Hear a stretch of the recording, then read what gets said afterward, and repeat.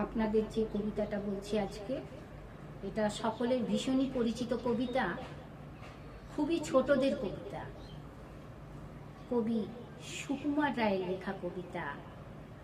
পাকাপাকি।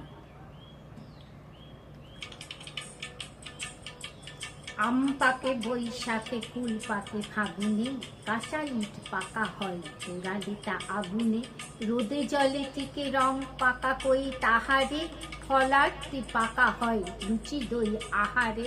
হাত পাকে লিখে লিখে চুল পাকে বয়সে, জ্যাঠামিতে পাকা ছেলে বেশি কথা কয় সে, লোকে কয় কাঁঠাল সে পাকে নাকি কিলিয়ে, লোকে কয় কাঁঠাল সে পাকে নাকি কিলিয়ে, বুদ্ধি পাকিয়ে তোলে লেখাপড়া গিলিয়ে,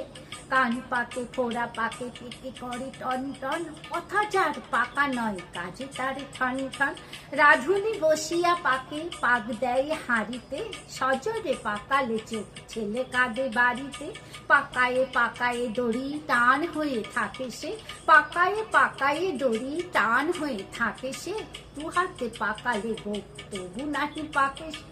দুহাতে পাকালে গোপ তবু নাহি পাকে সে।